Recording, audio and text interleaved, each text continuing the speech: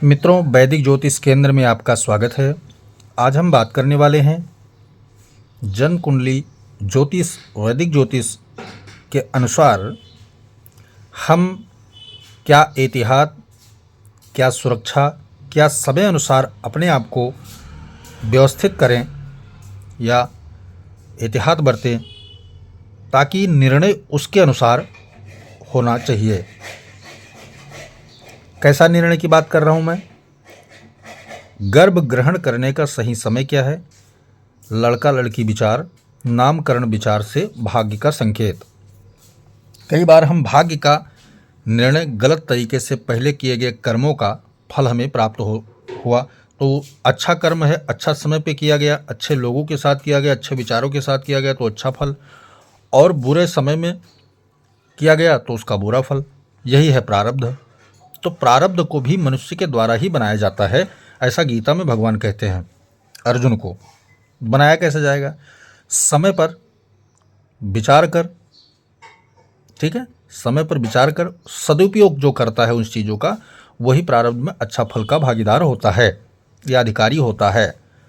तो गर्भ करने का सही समय क्या होता है? लड़का लड़की कैसे होते हैं? नामकरण से भाग्य का संकेत कैसे बनता है? उसी के बारे में जो है हम सारा चर्चा करेंगे। यहाँ आप देख सकते हैं आज का जो विषय है वो ये है, महत्वपूर्ण विषय है।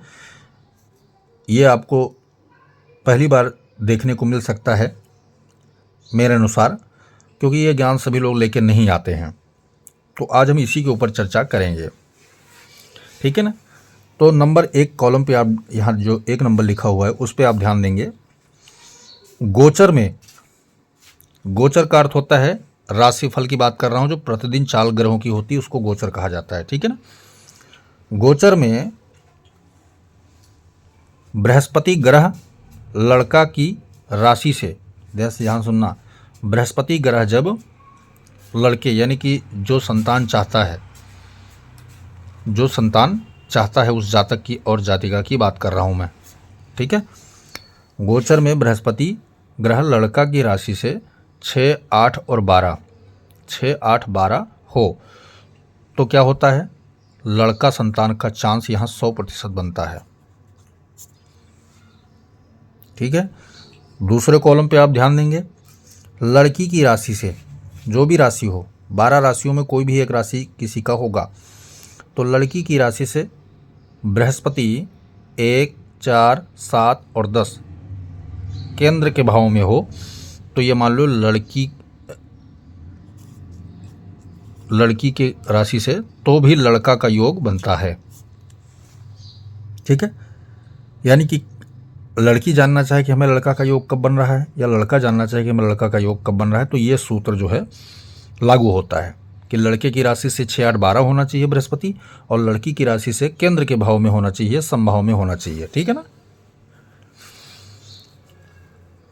आगे चलते हैं, नंबर 3 पे दें, लड़के की बृहस्पति विषम व लड़की की बृहस्पति जो है ना सम पर लड़का का योग बनता है। सम राशि, समभाव, विषम भाव, इसकी गणना जब करेंगे तो लड़का का योग इन स्थितियों में बनेगा, ठीक है। बाकी सभी स्थितियों में, नंबर 4 पे, बाकी सभी स्थितियों में कन्या योग बनेगा, बाकी सभी स्थितियों में कन्या का योग बनेगा, ठीक है। बाकी सभी स्थितियां कैसे हुई कि लड़के की राशि से ये आ जाएगा तो लड़की का योग बनेगा, लड़की की राशि से ये आ जाएगा तो लड़की का योग बनेगा, 3, 11 लड़की का योग बनेगा, समझ गए ना। सम विषम उल्टा हो जाएगा तो लड़की का योग बनेगा। तो आप ये चीज़ जान गए होंगे। नंबर 5 पे ध्यान देंगे, गोचर में जन्मांक चक्र में, गोचर में और जन्मांक चक्र में केंद्र त्रिकोण में शुभ ग्रह लड़का का योग बनाते हैं। अभी मैंने गोचर का क्या है, देखो गोचर में वही सूत्र लागू, कुंडली वहाँ भी बनाई जाती है, 12 भाव वहाँ भी होते हैं, 12 राशियाँ, और जो लग्न निकलता है कुंडली बनाई जाती है तो उसमें भी 12 भाव होते हैं। तो वहाँ पर जो ध्यान है कि केंद्र और त्रिकोण के भाव, यानी केंद्र के भाव कौन से हो गए? 1 हो गया, 4 हो गया, 7 हो गया और 10 हो गया, और त्रिकोण के 1, 5 और 9, ये केंद्र त्रिकोण के भाव होते हैं। तो यहाँ पर यह शुभ ग्रह लड़का का योग, शुभ ग्रह कौन कौन से होते हैं? यहाँ शुभ ग्रह देख लीजिए, चंद्रमा, गुरु, शुक्र, और बुध, ये 4 ग्रह जो होते हैं शुभ के श्रेणी में आते हैं, बाकी सब क्रूर ग्रह की श्रेणी में आते हैं, पाप ग्रह की श्रेणी में आते हैं। ठीक है, तो केंद्र त्रिकोण के भाव में क्या होना चाहिए? शुभ ग्रह होना चाहिए, तो लड़का का योग बनता है। 6 नंबर देखिए, गोचर जन्मांक चक्र में 3, 6, 11 में पाप क्रूर ग्रह लड़का का योग बनाते हैं। पाप क्रूर ग्रह कहाँ होना चाहिए? 3, 6, 11 में। काम त्रिकोण कहते हैं इसको। काम त्रिकोण के भाव में जो है क्रूर ग्रह अगर बैठे हैं तो लड़का का योग बनेगा। बाकी स्थितियों में कन्या का योग बनेगा। ठीक है, बाकी स्थितियों में कन्या का है, यानी कि इन स्थिति को निकाल के बाकी स्थिति जो बचती है वो कन्या का योग बनाएगा। 8वें नंबर पे ध्यान देंगे, मासिक धर्म के पश्चात। ठीक है, मासिक धर्म के पश्चात 6, 8, 10, 12, 14 और 16, 6, 8, 10, 12 और 14 और 16वें रात्रि में समागम लड़का योग बनाता है। यानी कि जो मासिक धर्म होता है उससे आप गिनिए, वहाँ से गिनिए तो 6ठी रात्रि, 8वीं रात्रि, 10वीं रात्रि, 12वीं, 14वीं और 16वीं रात्रि, जो सम रात्रि, यहाँ पर सारे सम रात्रि लिखे हुए हैं, सम रात्रि में समागम लड़का का योग बनाता है। और विषम रात्रि में अगर समागम होगा तो लड़की का योग बनाएगा। ये सूत्र आप ध्यान रखिए। नंबर 9 की बात करते हैं। विषम स्थितियों में लड़की योग बनता है, यानी कि जैसे में सम की में लड़का का योग, विषम स्थितियों में, विषम का मतलब 3 हो गया, 5 हो गया, 7 हो गया, 9 हो गया, ठीक है ना, 11 हो गया, 13 हो गया, ये जो विषम स्थितियां हैं ये लड़की का योग बनाएंगी। 10 नंबर पे आप ध्यान देंगे कि एकादशी, पूर्णिमा, चतुर्दशी, अमावस्या को समागम पाप पूर्ण अशुभ होता है। अगर पाप इन तिथियों में अगर आप समागम करते हैं तो जो लड़का पैदा होगा वो क्या होगा? राक्षस प्रवृत्ति का लड़का पैदा होगा, क्रूर कर्म करने वाला लड़का पैदा होगा। तो इन तिथियों का त्याग अवश्य करें, क्योंकि ये सब धार्मिक तिथियां हैं, ईश्वर से प्रतिनिधित्व तिथियां हैं। ठीक है ना, पूर्ण तिथियां मानी जाती हैं सारी। तो इस दिन परहेज करना चाहिए समागम को लेकर के।